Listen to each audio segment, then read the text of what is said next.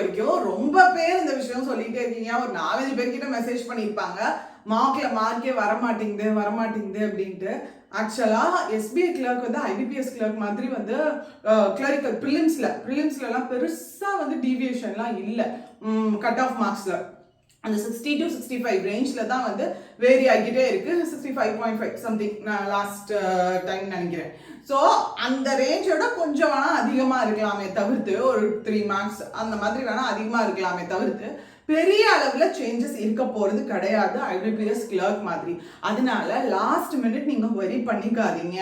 மார்க்ல எந்த மார்க்னாலும் அவங்களுக்குள்ள டஃபா தான் வச்சிருப்பாங்க. ஏன்னா அப்பதான் நம்ம ஸ்டாண்டர்டான மார்க்ன்ற மாதிரி அவங்க நேம் வாங்கணும் இல்லையா? கஷ்டமா இருந்துச்சுன்னா தான் மக்கள் எல்லாமே அப்ரிஷியேட் பண்ணுவாங்க.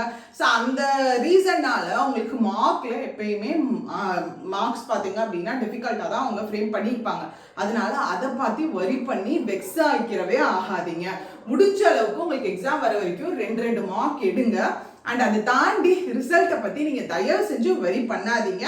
பிகாஸ் அந்த இடத்துல உங்களுக்கு மெயினாக பார்க்க வேண்டியது அக்யூரசி மெயின்டைன் ஆகுதா, கொஞ்சம் ஸ்பீட் இம்ப்ரூவ் ஆகிட்டே இருக்கா, அது 2 மட்டும் ஃபோக்கஸ் பண்ணிங்கன்னா போதும். பெருசாக நீங்கள் வந்து எக்ஸாம்லேயும் இதே மாதிரி இருக்குமோ அப்படின்னு சொல்லிட்டு வரி பண்ண வேண்டாம். அண்ட் முக்கியமாக ஒன்று, இன்னைக்கு மார்னிங் 10:15 உங்களுக்கு இங்கிலீஷ் ஃபைனல் செஷன் இருக்கு எஸ்பிஐ கிளர்க்கு முன்னாடி. அண்ட் அதுக்கப்புறமா தேர்ஸ்டே ஒரு ஃபைனல் செஷன் இருக்கு. ஸோ 2 நாளுமே வந்து இங்கிலீஷ்க்கான மார்னிங் 10:15 இங்கிலீஷ்க்கான செஷன்ஸ் இருக்கும். ஸோ மிஸ் பண்ணிடாதீங்க. அதுக்கான லிங்க்கையும் நான் அட்டாச் பண்றேன். கண்டிப்பா வந்துருங்க மார்னிங் 10:15. வீடியோ கோர்ஸ் எதுவும் வேணும்னு நினைச்சீங்கன்னா நம்ம எலிட் பாஸை யூஸ் பண்ணிக்கோங்க.